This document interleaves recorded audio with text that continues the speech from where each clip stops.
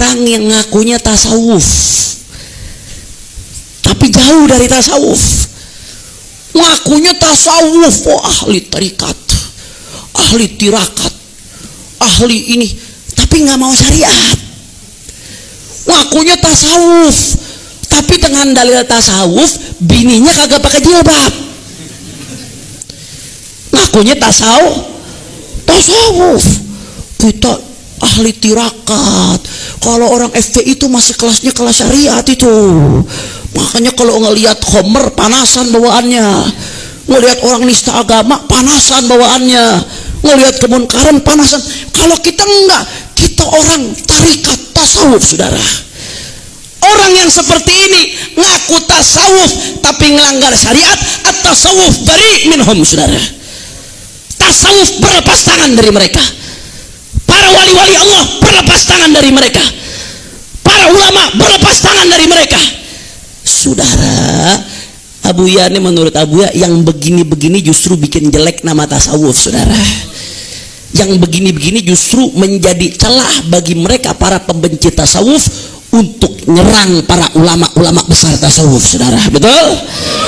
Padahal pada hakikatnya kata Abuya, tasawuf itu bukan khurafat, bukan cerita-cerita hayalan yang gak punya dasar.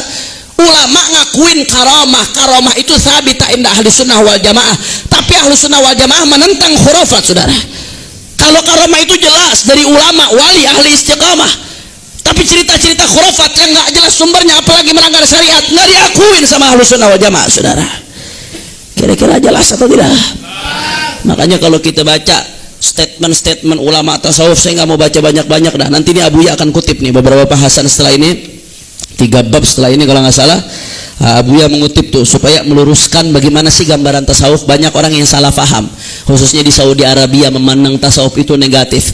Tasawuf itu bertentangan dengan Al-Quran dan Sunnah. Makanya kami mengajak untuk kembali ke Al-Quran dan Sunnah. Nanti Abuya tuh ngejelasin tuh da'watu a'immatit tasawuf ilal amal bisyariah, bagaimana ulama tasawuf ngajak kita untuk beramal sama syariat, pegang teguh syariat.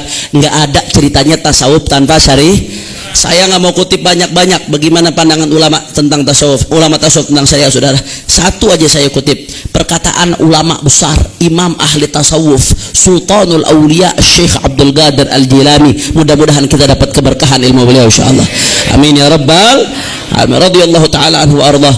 Beliau mengatakan apa ini, Syekh Abdul Qadir Jilani, panutan ulama tasawuf nih. Beliau mengatakan apa, saudara?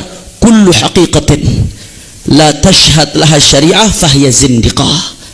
Setiap orang ngaku syariat, ngaku hakikat, ngaku ahli makrifat, tapi la tashhad laha syariah, tapi bertentangan dengan syariat, nggak punya landasan dengan syariat. Hakikat yang diakui bertentangan dengan aturan Allah, bertentangan dengan aturan Nabi, ngaku-ngaku hakikat. Kata Syekh Abdul Qadir Jilani, yang begitu itu bukan hakikat, yang begitu ada zindiqah, saudara. Itu zindiq. Zindiq itu Islamul zahir, kufrul batin, saudara. Zahirnya Islam, tapi di hatinya ada titik kekufuran. Na'udzubillah min. Makanya Syekh Abdul Qadir Jilani mengatakan apa?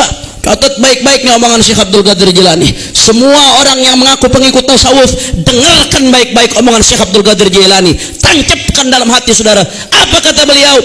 Tir ilal haq azza wa jal bijanahil kitab was sunnah. Tir ilal haq azza wa jal. Kalian kalau mau sampai kepada Allah Subhanahu wa taala, terbanglah menuju Allah. Terbanglah. Dengan apa caranya terbang? Terbang harus ada sayap, betul? Sayap untuk terbang menuju Allah, kata Syekh Abdul Qadir Jilani, adalah janahil kitab was sunnah. Sayapnya ada 2, sebelah kanan Al-Quran, sebelah kiri hadis, saudara. Satu doang nggak bisa. Sayap satu bisa terbang apa kagak? Kanan doang nggak bisa terbang. Quran doang tanpa sunnah nggak bisa terbang. Sunnah doang tanpa Quran nggak bisa terbang. Sayap cuma satu nggak bisa terbang. Kira-kira kalau sayap satu nyungsep apa kagak? Nyungsep, saudara.